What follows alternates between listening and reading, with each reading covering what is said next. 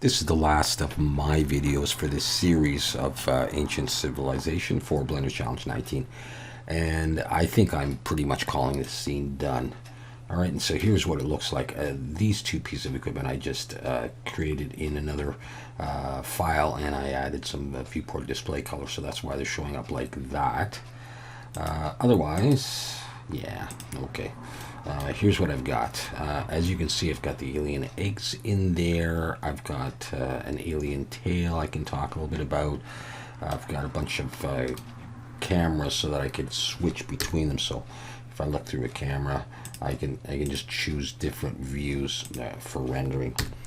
Yeah, so I've got that. I've got some plants in here that I modeled real quick. I've got some lanterns and stuff, so I'm going to show you some renders and just talk a little bit about the materials. So first of all, everything was modeled in Blender, and it was textured, or the materials either in Blender or Substance Painter, a combination of those. And the renders that you're going to see were in Eevee. Alright, so here's the first one. So as you can see, I've got the alien eggs. I just got a point light inside there, so I don't know how realistic that looks, but it gives that green sort of glow. I put another egg there, and I believe there's another one up here.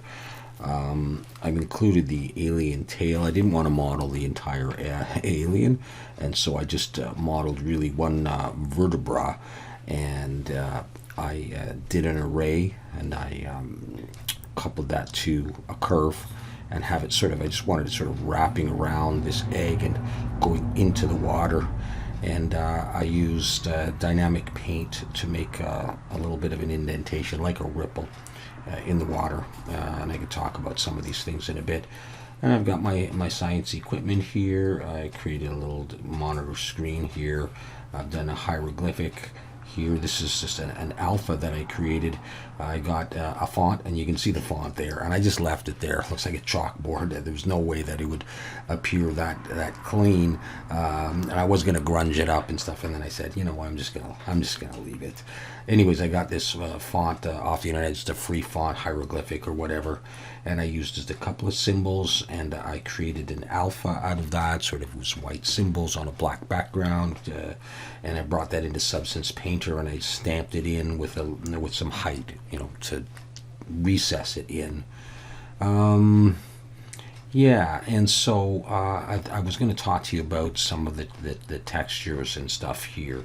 I believe that the wall texture is split, actually, of sort of like a concrete and then brick material. It was some standard thing that I found on the internet that had a diffuse roughness, you know, normal map and stuff like that, and so I used that there, and then I put this trim sort of where it split, because I didn't like the split. And so that I just did in Blender. I believe the walls are copies of each other, so I did one side, and then I just copied the whole wall over to the other. And it's the same on the back panel. I've got that. I UV'd it, and so I moved stuff around a little bit and scaled it so that it would suit my purposes. So I think that's the only sort of texture from Blender that I used. There are some things that I added materials just in Blender. So for example, on what these are supposed to be cattails, there'll be another picture a little closer in a bit, but I just, you know, made it sort of brown with noise texture bump, so I could just do it quickly. And this is really just green. It doesn't even have any subsurf or anything on it, I don't believe. So I just wanted them there, and I don't care if they don't look terribly realistic, because I'm kind of going for a computer game kind of cartoony look. Other than that, we've got these flares. I was going to do fire, and I thought, you know what, I like it like this. This is just an emission material on a cylinder, I believe, that I put in there, and I've got bloom on, and I believe I did something in the compositor. We can have a look at that. I just added a glare node. Same thing for these lanterns. Alright, and I think pretty much everything else was done in Substance Painter. So let's have a look at another view. Yeah, these buttons were just sort of a reddish pink emission in Blender. Same thing with these buttons down here. These knobs I may have done in Substance Painter, but they're so small you don't even see any imperfections. And with the lighting, I think I may have just used a black sort of shiny color, and that's it. Same thing with these knobs here. I added them, and any bolts and stuff. The main body of this I did bring in the Substance Painter, but you would hardly know that here. All right. I'm just looking for things that were just sort of Blender-ish, to talk about that. But anyways, another view showing the hieroglyphics on the rock. There is a spade that I modeled back there. I think you'll see it later. Yeah, and I thought I tilted this actually. Surprised. There you can see a little bit of the spade back there. But again, these the texture for the floor. Oh yeah, okay. Well, the water was done just in Blender as well, but the floor was done in Substance Painter, and pretty much everything else. Okay. Yeah. So let's just go on. Okay, there you can see a little bit of the noise in these cattails here, and if you look, too much at this, you realize it just looks like a plastic plant, and not even a very good one. But whatever. So there's the hieroglyphics there. I used the scatter plugin that comes with Blender to scatter some rocks. It turns out it looks a little bit more like mud. Some of these I didn't take that much care. Maybe we'll have another view somewhere else. But you just I use the rock generator. I guess you just have to activate these in your user preferences. They come with Blender. So the rock generator and the scatter. And you create a rock with the rock generator and shape it the way you like, get it the way you like, and then you just select the rock, and then you select the surface that you want, and press spacebar to search and type in scatter, and then press enter on that, and then you just drag your mouse over the surface where you want them, and it'll place them, and then you can adjust density and various parameters. So I use that a little bit, and I believe these are all instances so that they wouldn't increase your poly count. I had them everywhere at one point, and then I was saying, you know what, it's just cluttering up the scene. I don't like it. I thought maybe they'll go with this rock here because there's the spade and the rock and the light, and so maybe they'll have a few pebbles there, like maybe they were doing some work in that area there. And then there's the hieroglyphics still, which looks cool, but this looks like a tattoo placed on there, or some graffiti or something. Once again, you can see that this is a light on the inside, but whatever, I had fun modeling. There's the original rock, actually, that the other ones are based off of. Like I say, I had the rocks all the way along here and up here and everywhere, and no, it was just too cluttered. We got the alien tail going down into the water again. And of course some detail from Substance Painter here, like with the scratches from the alien or whatever. And I was just playing around with various alphas for these things in Substance Painter. And of course the columns were done in Substance Painter very, very simply. When I say done in Substance Painter, I mean, brought in. I would either look for a smart material and put it on and see if I liked it, and if I did, I would just add some dirt or whatever, or maybe some edge detail. And if I didn't like it, I'd build up a bit of a material, and I believe I did that for most of the sort of the concrete stuff. But it was nothing overly impressive, whatever, but it may have worked for the scene. And of course these things look like they're a little bit off the ground. So it is a temple and it's a holy place, so yeah, they can levitate. All right, so we got that one.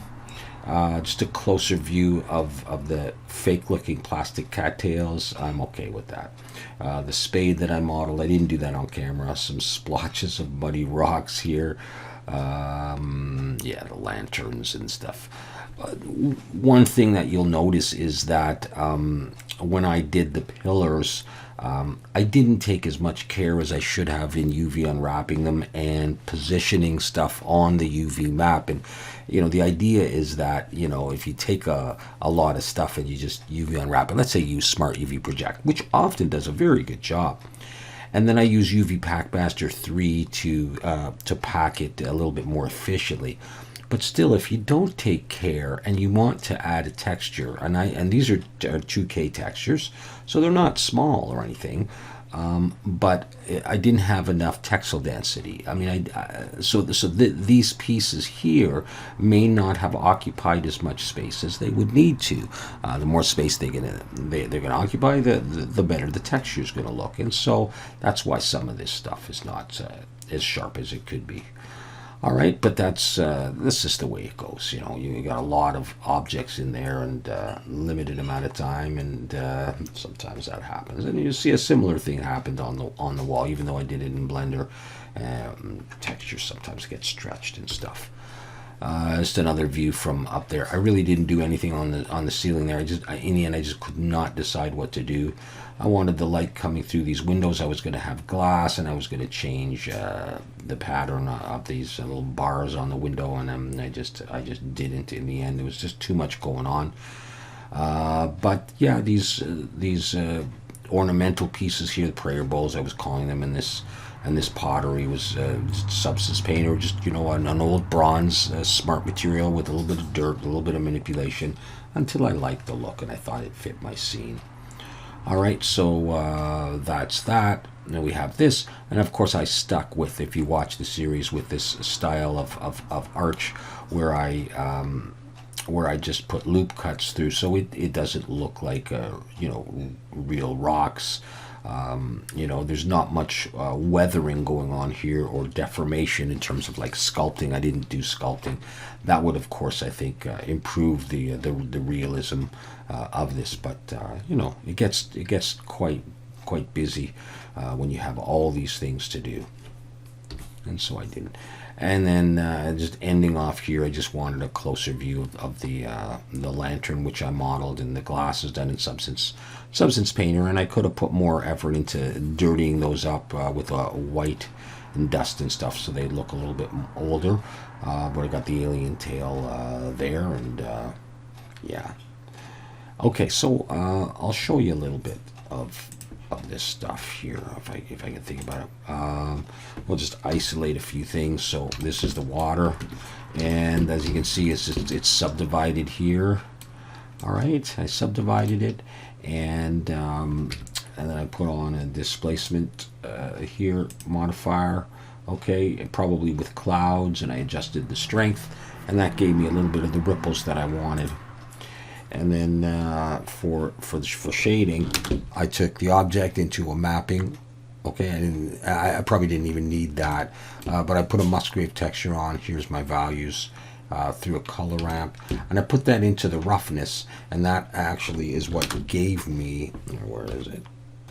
And that's what gave me the alternating light and dark, sort of reflecting the environment and not reflecting, you know, the roughness. Okay, so by using that Musgrave in there, and if I was to change this, you would see it all changing.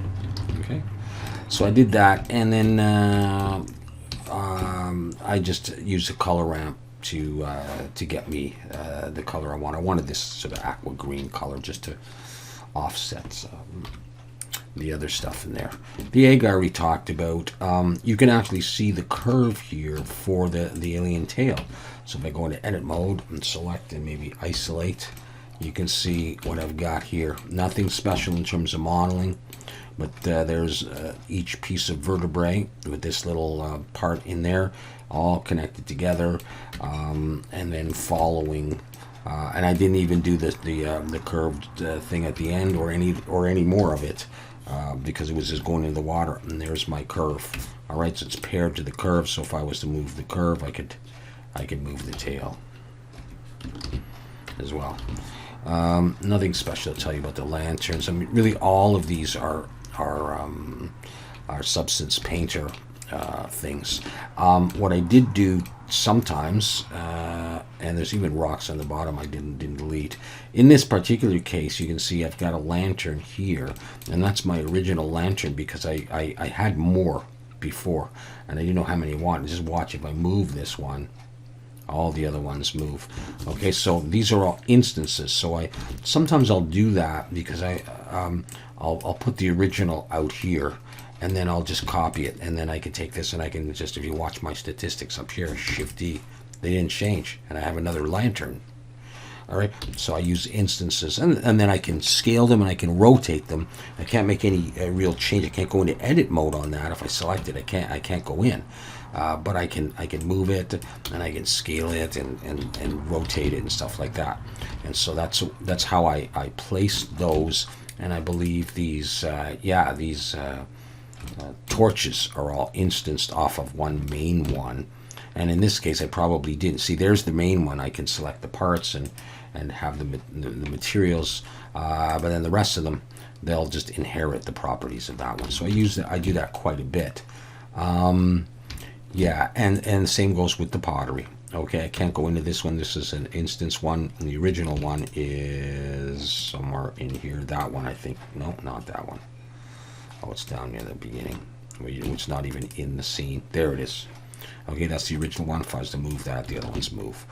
All right, so like I say, sometimes I put it outside of the scene. Sometimes I just leave it in the scene. So I do that quite a bit. And the same goes for the eggs. There's the mama egg right there, and these are instances of the egg. All right, so that's it. Again, I did that in Substance Painter, and I did this in Substance Painter, and all these things in Substance Painter. Of course, these things I experimented with having some deformation to them. Here, if I just isolate that, and we look at it here, how well that took. Doesn't look very realistic. Maybe from a distance it might look like there's a little bit of wear and tear. But anyhow, that's a Substance Painter material. Very simple to do. Nothing complicated, nothing even worth getting into. This really does not look very realistic, but it's so far out in the back of my scene that hopefully there's enough going on that it's not really going to bother anybody. So there's no real tricks here. It's just basic Substance Painter stuff, basic Blender stuff. Like I say, for like, you know, the lights are just done in Blender, emissions, and some of the buttons down here, if I just focus on that, you know, done in Blender. And I made this in Blender. So let's see, let's find this rack mounted thing here.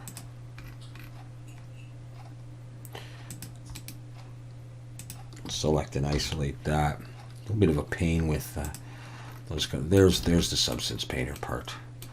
You might be able to see a little bit of detail on there, not too much, but and then a lot of stuff in Blender.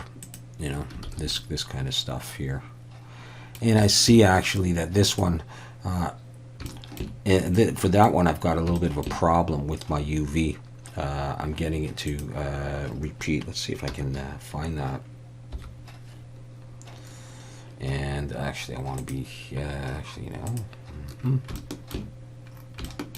yeah, I think I'm going to try clip. There, and then I'd have my knobs there. You know, they're not overly visible, but I didn't care. That's the effect that I wanted to go for. All right, so again, some stuff I go like, I'm not gonna texture this knob in Substance Painter or these buttons. Just forget it. You know, it's good enough for my purposes. All right, so that is it for me for my entry to Blender Challenge 19, Ancient Civilization. That's what I came up with, and I know that there are various people working on their own scenes or models for this challenge. We'll do it just for fun, and then, you know, you post your whips if you want to, what you're working on the Discord. And the links are in the description, and then some people comment on them, and sometimes I can when I get a chance. And then a final render or renders, it doesn't matter. You can have multiple renders, and I try to put them together in a render review video and talk about them and basically congratulate everybody. I'm not going to be critical because look at my own work, right? And so we just do it for fun. So if people are still doing that, there's a couple weeks left in the challenge. And I really look forward to seeing what other people come up with for this. It was a lot of fun for me to do this, And hopefully you enjoyed watching me sort of struggle through the modeling and a little bit of texturing of this, and hopefully my final product is cool enough to have warranted you watching the series.